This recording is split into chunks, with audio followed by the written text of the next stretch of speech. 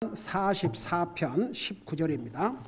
시편 44편 19절.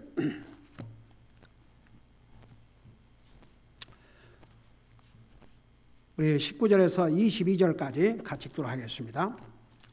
19절에서 22절까지 같이 읽습니다. 시작. 주께서는 우리를 용들의 처소에서 심히 상하게 하시고 사망의 그늘로 우리를 덮으셨나이다. 우리가 우리 하나님의 이름을 잊어버렸거나 이방신을 향해 우리의 손을 내밀었다면 하나님께서 이 일을 찾아내지 못하시리요. 그분은 마음의 은밀한 일들을 아시는도다. 참으로 우리가 종일토록 주를 위해 죽임을 당하며 도살을 당할 양같이 여겨졌나이다. 아멘. 앉으시 바랍니다. 44장은 우리를 모든 고난에서 건져주시는 하나님에 대해서 말씀하고 있는데, 근데 이제 살다 보면 마치 하나님께서 우리가 고난을 당하셔도, 우리가 고난을 당해도 하나님께서 모르신 채 하시는 것 같고, 그냥 계속 고난을 당하도록 내버려 두시는 것 같고, 하나님께서 도와주시지 않은 것도 같은 그런 상황을 겪을 때가 많이 있습니다. 여러분, 어떤 경우는 어떤 목표를 두고 기도하는데 아직도 오랜 세월을 기도했는데 아직도 기도가 응답되지 않은 사람 손 들어봐요.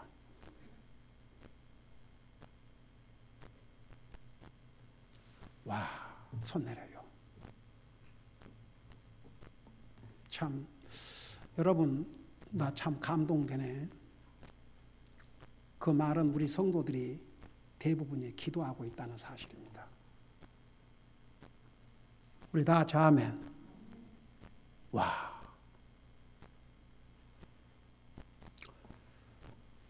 그렇죠. 그럴 때 우리가 사람이니까 우리의 믿음의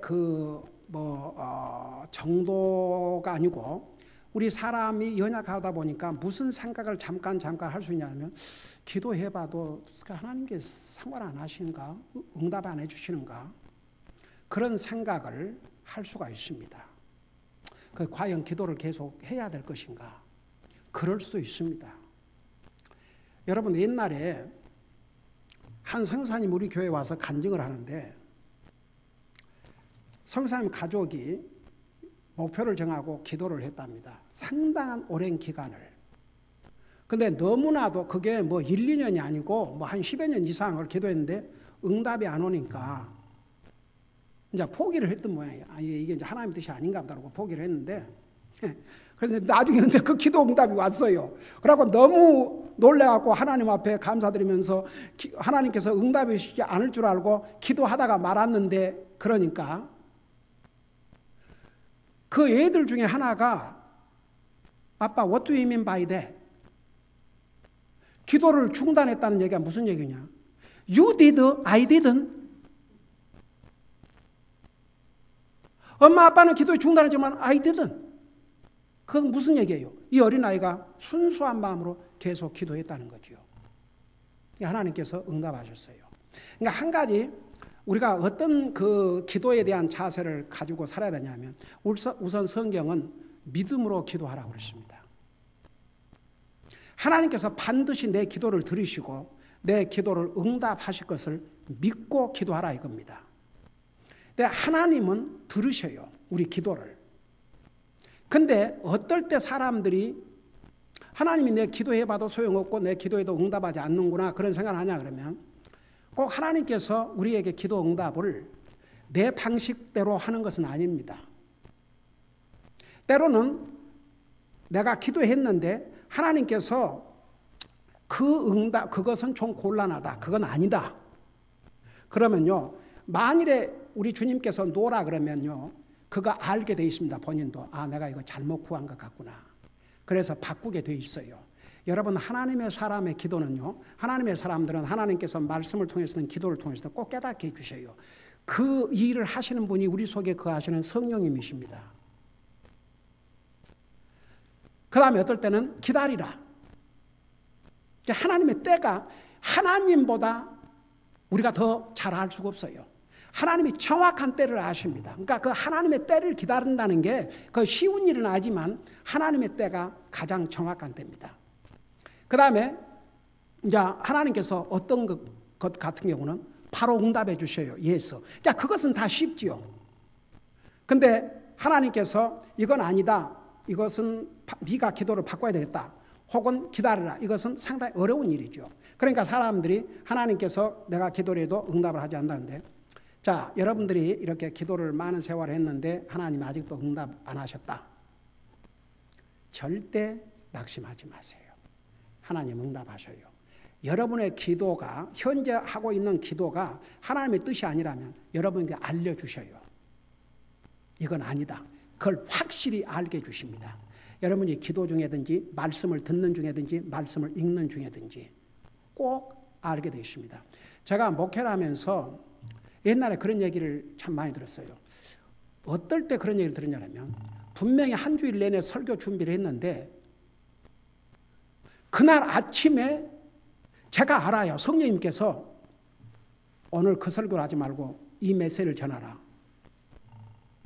와, 여러분 그럴 때 목사의 심정이 어떤 줄 아세요? 겁나요. 그런데 그 메시지를 전하고 나면 꼭 그 중에 누가 목사님 오늘 그 메시지가 제게 너무나도 필요했습니다. 만약 오늘 내가 이 메시지를 못 들었다면 제가 어떤 결정을 해야 했을지 모르겠습니다. 그런 얘기를 들을 때 겁나요.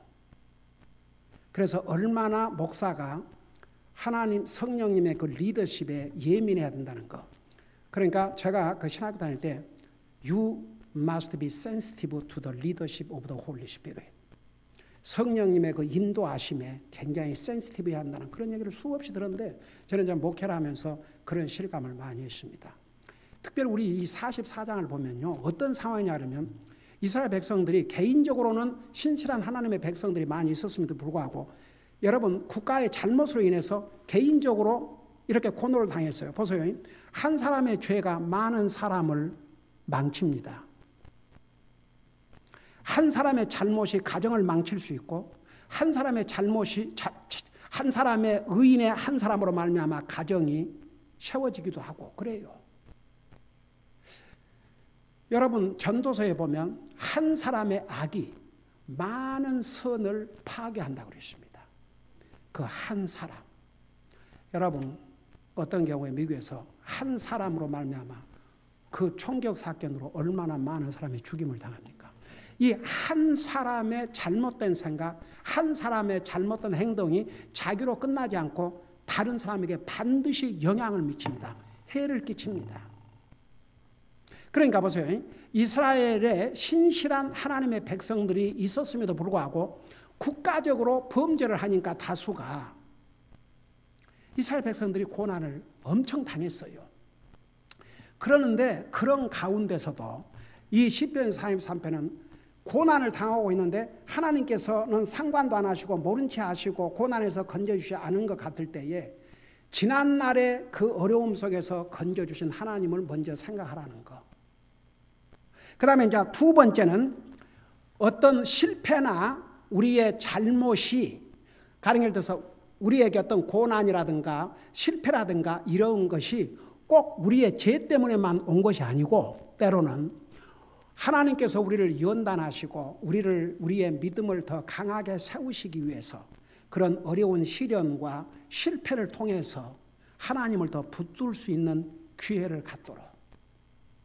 자, 세 번째는 아무리 어려움이 와도 신실한 하나님의 사람들은 계속 주님 의지하고 주님 믿고 주님을 충실하게 예배하고 섬기는 삶을 살라는 것입니다.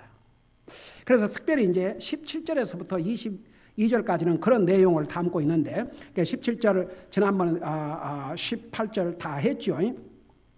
그러니까 이 모든 일이 이런 고난들이 임하였으나 우리가 주를 잊지 아니하고 주의 언약 가운데 거짓을 행하지 아니하고 18절 우리의 마음은 돌아서지 아니하고 우리의 걸음은 주의 길에서 벗어나지 아니하였으되. 그러니까 신실한 하나님의 사람들은 아무리 그런 고난 중에서도 주님을 붙들고 주님을 잊지 아니하고 주님을 예배하고 섬기는 삶을 살았어요. 그러니까 하나님께서는 그들을 보시는 거죠. 결국은 역사가 증명하지 않습니까? 그래서 이스라엘 백성이 국가적으로 범죄했다고 해서 이스라엘 나라가 완전히 없어져 버렸습니까? 제가 어제 우리가 지원하고 있는 초선 피플 미니스트리 거기에 그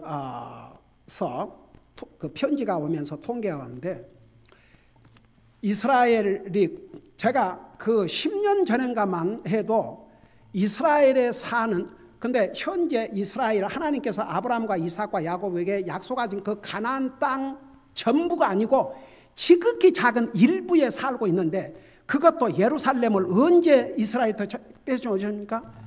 그 1967년인가 그 6.1 전쟁 때 기가 막히죠. 근데 그때 당시에 이스라엘 본국에 사는 인원이 300만이었습니다. 그러니까 이스라엘 본국이 아니고 외국에 흩어져 있는 사람들이 이스라엘은 더 많았는데 보세요.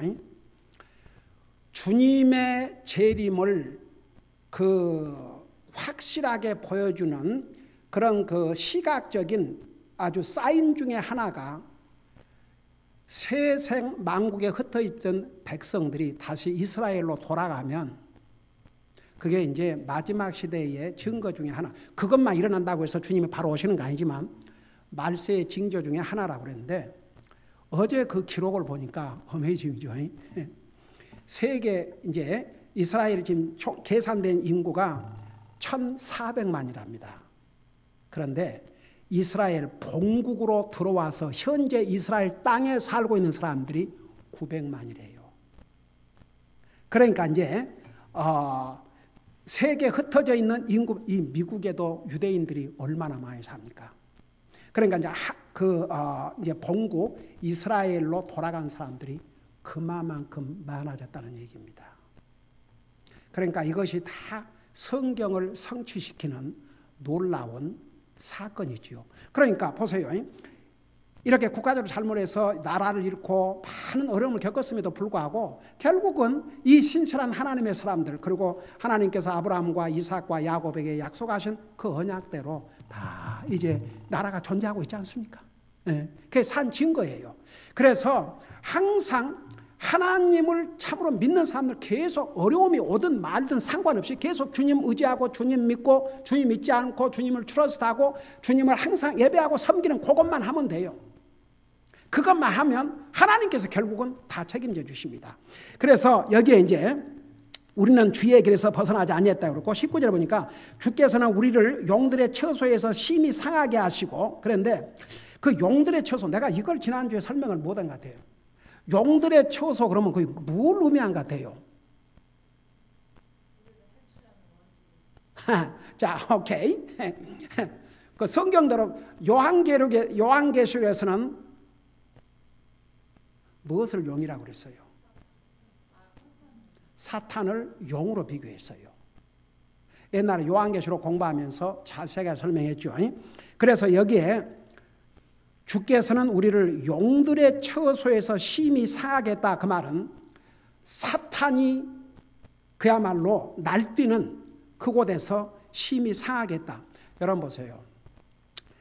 안 믿는 사람들은 사탄의 권세 아래 있습니다. 그거 절대 잊지 마세요. 안 믿는 사람은 그걸 모를 뿐이에요. 근데 불신자들은 어둠의 자식들이라고 그랬고 어둠은 사탄의 권세를 가리켰고 믿지 않는 사람들은 어둠의 권세, 사탄의 권세 아래 있습니다.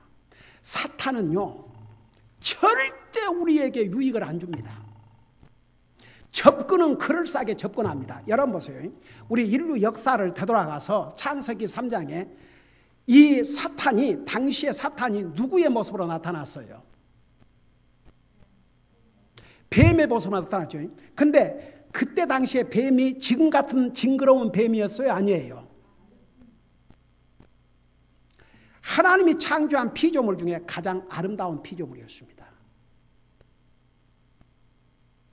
그러니까 사탄이 그 뱀의 모습으로 이브에게 접근했죠. 사실 뱀이 언제부터 배로 기어다니게 됐어요? 우리 인류를 미혹하고 그 벌로 저주를 받아서 그러니까 뱀이 사탄이 아니에요. 뱀이 사탄의 도구로 쓰임을 받은 거죠. 여러분 그거 아세요? 우리 사람들도 사탄의 도구로 쓰임받든 하나님의 도구로 쓰임받든 둘 중에 하나로 쓰임받습니다. 우리 지난번에 자세하게 공부했죠. 우리 교리 공부하면서 우리는 의의 도구로 쓰임받을 수 있고 악의 도구로도 쓰임받을 수 있고, 여러분 우리가 구원받은 하나님의 자녀라고 해서 다 의의 도구, 하나님의 도구로만 쓰임받는 게 아닙니다. 때로는 불행하게도 믿는 사람이 사탄의 도구로 쓰임을 받을 때가 있어요. So sad. 사탄은 그런 사람을 찾고 다닌다니까요. 하나님의 사탄의 공격 대상은 안 믿는 사람이 아니고 믿는 사람이 옵시다. 내 밥이 될 사람을 찾고 다녀요. 그래서 그들을 함정에 빠뜨리게 합니다. 그러니까 참 사탄의 유혹은 달콤하지만, 그러니까 인류를 미혹했던 그 사탄이 어떻게 했어요? 그 선악을 알게 한 나무 열과를 먹으면 무엇과 같이 된다고 그랬어요? 하나님 같이 된다고 그랬어요. 그 사탄의 말을 듣고 따먹었어요? 안 따먹었어요? 그 결과가 결과가 하나님처럼 됐어요? 안 됐어요? 그게 답입니다. 왜 하나님께서 세상을 사랑하지 말라, 돈을 사랑하지 말라 그런 줄 아세요? 사탄이 그것들을 도구로 사용하고 있기 때문에. 제가 옛날에 방송 선교 하도 이제 우리를 막 구원의 복음을 전하니까 이단이라고 그래가지고 이제 하나님께서 방송을 통해서 그때 당시 18번 TV 18번으로 채널 18로 토요일 아침에 복음을 전했어요. 그 하루는 당신은 하나님을 사랑하는가? 그런 제목으로 설교를 했는데, 하여간 그때 당시에 토요일 아침 전화하면 많은 사람들이 그 테이프를 다시 보내달라고 전화를 했는데 많은 목사들이 전화를 했어요, 사실은. 근데 어떤 장로란 분이 전화를 해가지고, 목사님, 오늘 방송을 통해서 목사님 설교를 처음 들었는데 너무나 감동을 받았습니다. 그러면서 하는 얘기가, 목사님은 TV 퍼스널리티를 가지고 있습니다 그러더라고요.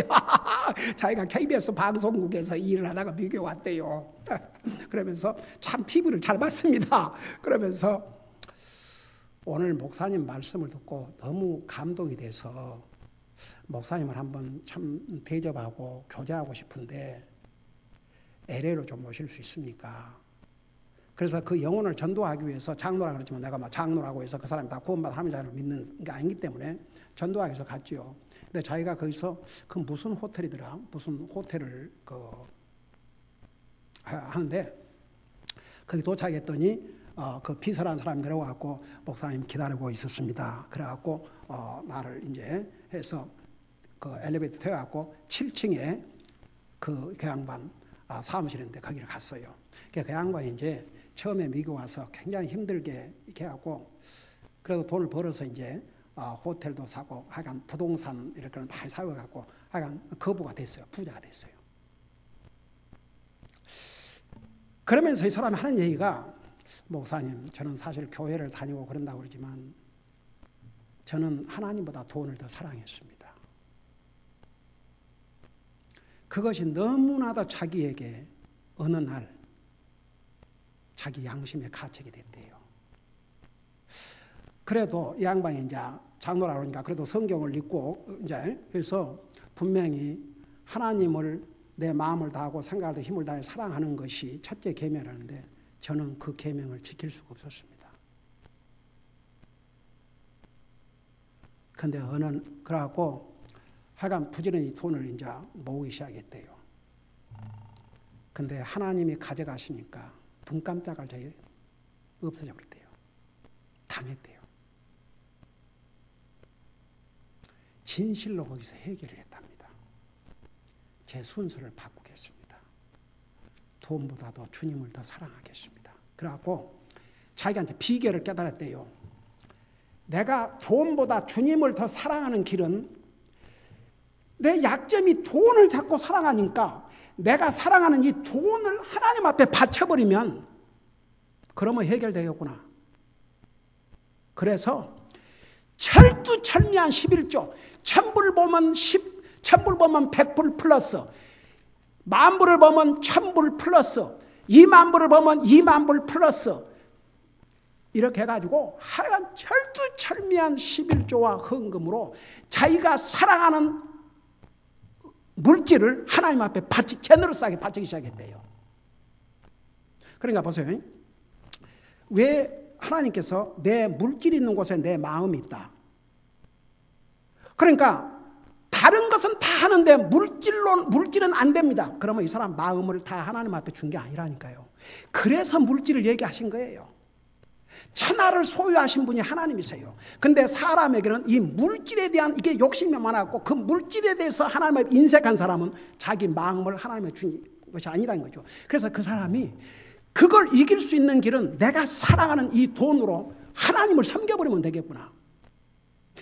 그랬더니 하나님께서 진짜 블레싱을 하기 시작하는데, 그래서 참 하나님의 은혜로 그래도 참 미국 땅에 이민 와갖고 이런 참 호텔도 주시고 이렇게 해서 이렇게, 그래서 우리 목사님 제가 특별히 하나님의 사랑을 얘기하는데 제가 너무 마음이 감동이 돼서 목사님에게 맛있는 걸 대접하려고 이렇게 좀 모셨습니다. 그리고 이제 맛있는 걸 하여서 제가 그것으로 끝났겠습니까? 나 물었죠. 그러면 진짜 하나님 확신이 있으십니까? 있다 이거예요. 어떻게 그렇게 있습니까? 진짜 예수님을 믿습니다. 이제는. 옛날에는 형식적이었지만 지금은 진짜 믿거든요. 나 그 대답이 참 진짜 믿으니까 돈도 안 아깝더라는 거죠. 이제 진짜 믿으니까. 그러니까 자기가 진짜 크리스찬 된 것은 그때부터였다 이죠. 그러니까 보세요. 이게 사탄은요 우리의 약점들을 너무나 잘 알아요. 그러니까 우리가 가장 약한 그 약점을 가지고 우리를 유혹을 하는데 그 결과는 사탄은요 우리를 해치는 자지 우리를 위하는 자가 아닙니다. 우리 조상 아담과 이브를 미혹한 다음에 미혹한 방법은요 그거 먹으면 하나님같이 된다 그러는데 하나님같이 되기는요 하나님 두려워서 숨어야 됐습니다. 그리고 죽음을 맞이해야 됐습니다. 그래서 사탄은 거짓말쟁이입니다. 그 정체를 알아야 돼요. 그러니까 여러분 용들의 처소에서 심히 상하게 하시고, 그 말은 여러분 이 세상은 용들의 처소입니다. 솔직히 말해서 이 세상은 용들의 처소예요. 용들이 이 사탄이 부글부글하는 세상입니다. 여기에서 우리 영적으로 상처를 안 받을 수가 없습니다. 정신을 차려야 됩니다. 우리는. 여러분 보세요. 사탄이 우리보다 강합니다. 그러나 우리가 예수님을 의지하고 예수님 안에 굳건히 있었으면 여러분 우리 안에 거하시는 성령님은 세상에 있는 사탄보다 강하다 그랬습니다.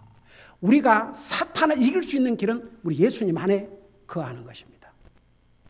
사탄 절대 언더에스티메이트, 쉽게 얕잡아볼 대상이 아닙니다. 사탄은 누구를 무너뜨릴 수 있는지 잘 알고 있습니다. 정신을 차리라는 얘기를 수없이 성경은 하고 있는데 그걸 아시기 때문에 우리에게 미리 알려주신 것이죠. 그래서 이 세상은 용들의 처소, 사탄이 득실되는 곳이라고 이렇게 생각하면 됩니다. 우리 주변에는요, 여러분, 우리 주변에 신실한 하나님의 사람들이 더 많아요? 그렇지 않는 사람들이 더 많아요? 그렇지 않은 사람이 더 많지요. 당연히 많지요. 저는 어제 제가 그걸 가지고 올라다가 줌에다 넣어놓고 또 걸로 갈 때 입은 줌에다 넣어놓고 깜빡 잊어버렸네. 전에도 한 번 봤는데 이번에는 이제 가끔 거기 그 얼바인에 우리 이제 이렇게 가면 이렇게 호수 가해로 이렇게 벤치가 있어요.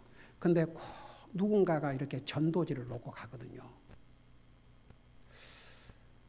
근데 어제는 그 쿼러보다 더 큰 동전이 딱 그 보여서 누가 전도지를 또 이런 식으로 해놨구나.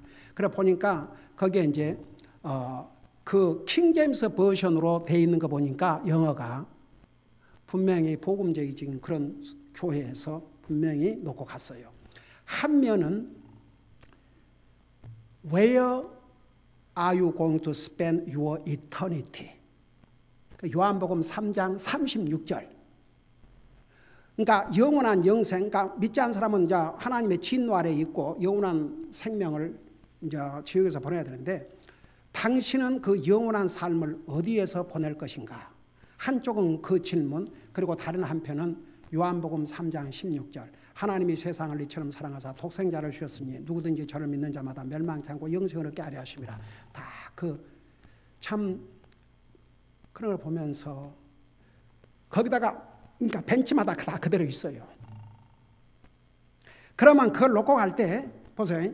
거기 벤치에 온 사람들이 다 가져갈 걸 기대한 게 아니고 그 사람들 중에 단 한 사람이라도 단 한 사람 여러분 우리 하나님께서 가령 100명의 양들이 있는데 한 명을 잃었다.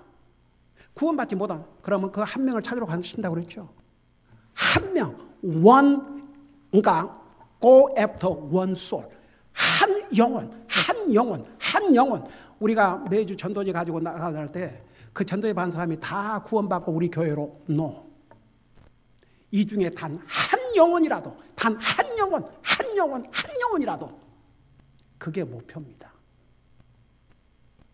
그리고 우리 교회를 못 온다 해도 그 한 영혼이 그로 말미암아 주님을 영접하고 구원받는다면 에이멘 할렐루야. 우리 하늘 나가서 만날 테니까. 나중에 여러분이 한번 이런 생각해 보세요. 천국 가는데 천국 가면 다 알아봐요. 우리 영이 육을 벗어나면 다 알게 돼 있어요.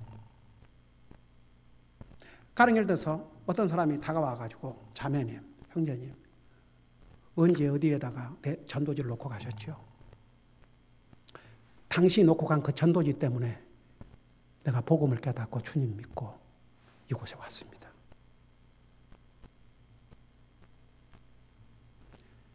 그러니까 우리가 그 한 영혼이 잘못하면 많은 사람들에게 어려움을 끼치지만 한 영혼이 잘하면 그만큼 혜택을 또 끼쳐요. 그러니까 이스라엘 백성들에게 신실한 사람들 많았지만 그런 우상을 숭배하고 하나님을 대적하고 그런 사람들 때문에 이스라엘 전체가 고통을 당했습니다. 그래서 여기에 그 용들의 처소는 이 세상이라고 보면 됩니다. 이 세상.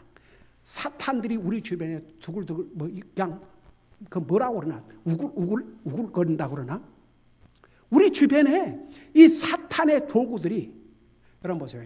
사탄의 도구들이라고 그러니까 차라리 사탄이 강도나 이런 모습을 하면 피해 가지요.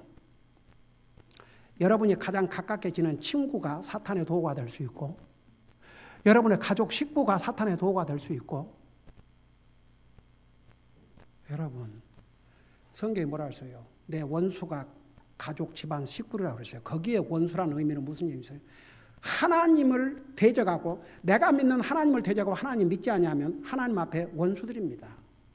여러분 하나님 안 믿는 사람을 야고보서 4장에서는 뭐라 그랬어요? 세상과 프렌드가 되면 누구와 원수가 된다고 그랬어요?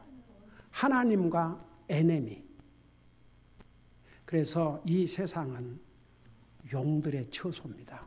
그러니까 거기서 많이 상하게 하시고 그러니까 믿음으로 사는 사람들은 그 사탄을 이기고 승리하지만 그렇지 않으면 팍팍 넘어가죠. 그러면서 뭐라 하세요? 사망의 그들로 우리를 덮으셨나이다. 결국은 사탄은 파괴하고 죽이는 것이 사탄입니다. 절대 우리에게 유익을 주지 않습니다. 여러분 유혹은 항상 그럴싸해요. 달콤해요. 행복할 것 같아요. 그러지만 결과는 무섭습니다. 사탄은 사람을 파괴하려고 그러지 사람을 돕지 않습니다. 그러니까 그 정도로 이스라엘 백성들이 고난을 당했습니다. 자, 그럼에도 불구하고 2절 보세요. 우리 하나님의 이름을 잊어버렸거나 이방신을 향해 우리 손을 내밀었다면 그러니까 그 중에서는 이렇게 지난번에 우리 넘버스 우리 민수기 25장 거기에 보면은 그 이방 신을 섬기다가 어떤 일을 당했습니까? 그럼에도 불구하고 보세요. 이스라엘은 신실한 엘리야가 다 이제는 하나님 버리고 우상숭배하고 나만 홀로 남았다고 그랬는데 바알에게 무릎을 꿇지 않는 이스라엘 백성들이 몇 명이나 남았다고 그랬어요? 7,000명이나. 그러니까 여러분, 우리는 의인의 반열에 서서 정말 사탄을 대적하고 사탄을 멀리하고 사탄을 싸워서 이기는 그런 위치에 있어야지. 사탄의 영향을 받고 사탄의 영향 아래 우리가 있다면 그건 참 서글픈 일이죠. 근데 그렇게 되면 결국 이렇게 상하게 되고 그 절대 우리에게 유익이 안 되고 해가 되지만, 그럼에도 불구하고 신실한 하나님의 사람들은 하나님 이름을 잊지 않고 이방신의 손을 내밀지 않았다 그랬죠. 하나님께서 이 일을 찾아내지 못하시려 그분의 마음에 은밀한 일들을 아시는다. 그러니까 하나님은 다 알아요. 우상을 따라 사는지, 여러분 우상이라고 그러니까 거기다 이렇게 세워놓고 그게 아니고 하나님보다 더 중요한 건 그 무엇이 됐든지 우상이라니까요. 그거 하나님이 다 알고 계셔요. 그래서 하나님께서 다 그런 일을 찾아내시고 그분은 마음의 은밀한 일도 아시나이다. 그래놓고 22절에 보니까 참으로 우리가 종일토록 주를 위해 죽임을 당하며 도살할 양같이 여겼나이다. 저는 이 신약 성경에서도 이 말씀을 인용을 했어요. 사도 바울을 통해서 앞서간 주님의 사람들과 사도들이 이런 고난을 당했습니다. 이걸 신약 성경에서 인용을 했어요. 이 말씀을. 여기에 참으로 우리가 종일토록 주를 위해 죽임을 당하며, 이게 컨빅션이에요. 여러분 옛날에 컨빅션에 대해서 자세히 설명 들었죠? 컨빅션이 뭐라고 그랬어요? 네, 자기가 믿는 것에 대해서는 목숨을 내놓는 것. 그러니까 보세요. 앞서간 하나님의 사람들, 사도들이 주님을 위해서, 주님을 섬기기 위해서 종일토록 죽임을 당했다고 그랬어요. 그리고 도살할 양같이 여겨졌나이다. 여러분 도살할 양이 뭡니까? 도살할, 왜 양을 잡아요? 사람 잡아먹으려고. 사람이 먹으려고 양을 다 죽이는 거죠. 그러니까 마치 이 사탄의 밥처럼 하나님을 섬기기 위해서 주님을 섬기는 자들이 마치 도살당하는 양처럼 취급을 받았다 그 말입니다.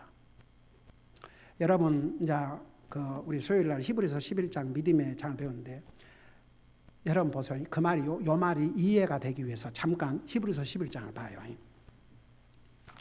그 부분이 이제 곧 우리가 공부할 때인데, 자 프리뷰.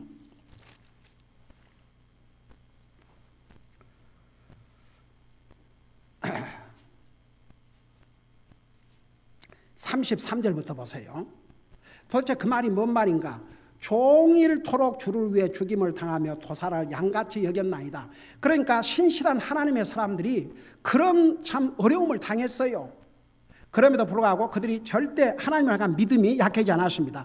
자 33절에 보면요, 그들이 이제 앞서간 믿음의 사람들이 33절에 보니까 그들이 믿음을 통해 왕국들을 정복하기도 하며 의를 이루기도 하며 약속하신 것들을 얻기도 하며 사자들의 입을 막기도 하며 34절 맹렬한 불을 끄기도 하며 칼날을 피하기도 하며 연약한 가운데서 강하게 되기도 하며 싸움에서 용맹하게 되어 외부의 군대들과 싸워 물리치기도 하며 여인들은 자기들의 죽은 자를 다시 살려서 받기도 하며 다른 이들은 더 좋은 부활을 원하려고 고문을 당하되 구출받기를 원치 아니하였으며 36절 또 다른 이들은 심한 조롱과 채찍질뿐 아니라 참으로 결박과 옥에 갇히는 시련도 겪었으며 37절 돌로 맞기도 하고 톱으로 잘리기도 하며 시험을 받기도 하고 칼로 죽임을 당하기도 하며 양과 염소의 가죽을 입고 떠돌아다니며 궁핍과 고난과 고통을 당하였으니 세상은 이런 사람들에게 합당치 아니하였느니라. 이 세상은 이 사람들을 받아들일 만한 자격도 없다 이겁니다. 그들이 사막과 산과 동굴과 땅굴에서 떠돌아다닌다. 여러분 보세요. 여러분 나와 여러분들이 이렇게 구원받고 우리는 편안한 가운데 주님을 섬기지만 앞서간 믿음의 사람들은 그야말로 목숨을 걸고 한번 생각해 봐요.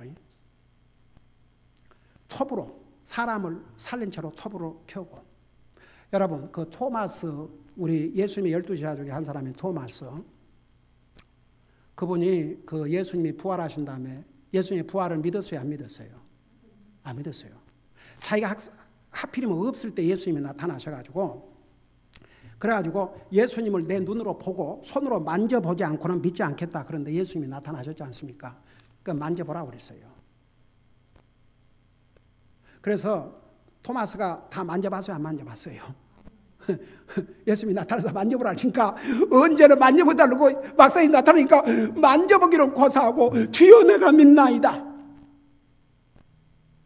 너는 보고 믿느냐? 안 보고 믿는 자가 복되다 그러면 그랬지 않습니까? 그 토마스가. 근데 옛날에 12사도의 죽음에 대해서 한번 설교했죠. 그 토마스가 어떻게 죽임을 당했는지 혹시 기억나세요? 가죽을 벗겨서. 가죽. 산채로. 사람을 산채로 가죽을 벗겨서. 그러니까 여러분, 여기에 보면 종일토록 주를 위해 죽임을 당하며 도살할 양과 적이었나이다. 앞서간 하나님의 신실한 사람들은 이런 고난 속에서도 주님을 향한 믿음을 지켰습니다. 이게요, 믿음이 그런 것 같아요. 너무 편하면 방심해져요. 그리고 고난이 오면 주님을 붙드는데, 그래도 고난이 오면 주님을 붙드는 게 이게 지혜로운 그리스도인지, 고난이 오니까 더 하나님 원망하고 더 하나님 떨어지면 이제 더 손해지요. 그래서 우리가 한 가지 알아둘 것은, 우리는 이런 앞서간 사람들이 겪었던 그런 것은 우리는 접근도 못하죠, 솔직히. 그러니까 우리는 고난이라고도 할 수 없지요. 한 가지 우리가 알아야 될 것은, 우리는 너무나 좋은 시대에 태어나가지고, 편리한 시대에 태어나가지고 정말 굶주리고 이런 것 없이 너무나 편안하고 좋으면 나태해져요. 사탄은 그것을 사용을 해요. 그러니까 에베소서 그 5장에 세월을 아끼라, 때가 악하니라 그러는데, 거기에 세월을 아끼라, 한국말로 그렇게 되는데 그게 영어로 redeem the time. 그 redeem the time이라는 말이 뭔 말인 줄 아세요?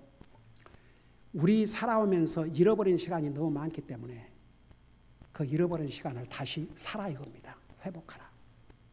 제가 얘기했죠.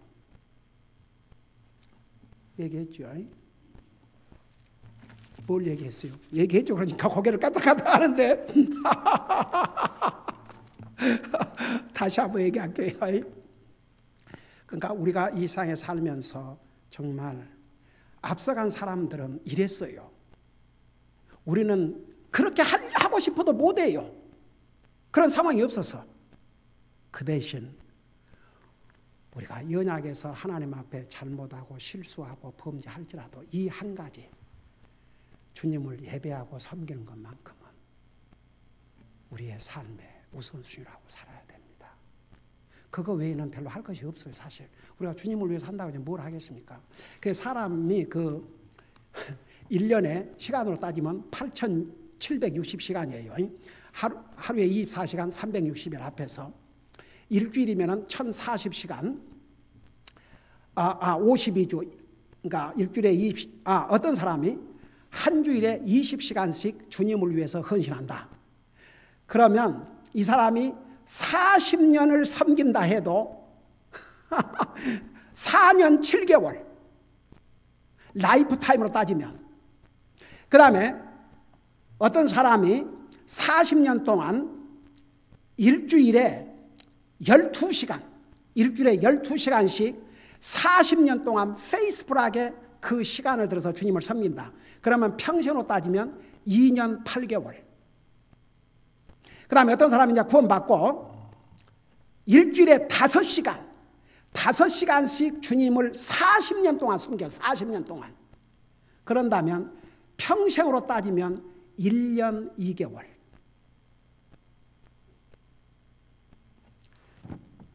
일주일에 3시간을 주님을 위해서 섬긴다.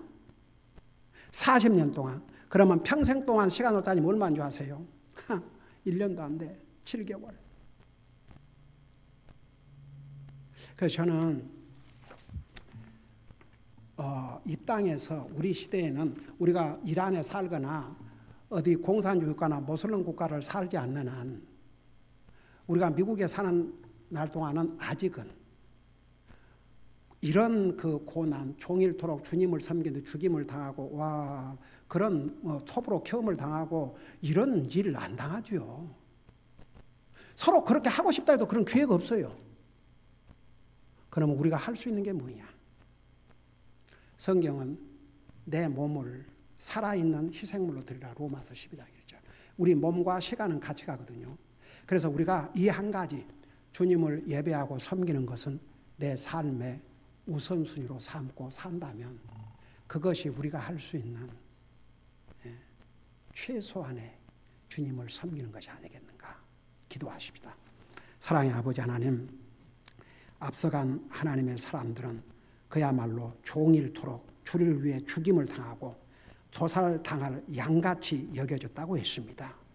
톱으로 켜움을 당하고 칼로 죽임을 당하고 갖가지 핍박을 받으면서 믿음을 지켰습니다. 오늘 우리는 그렇게 하고 싶다 해도 그럴 기회가 없습니다.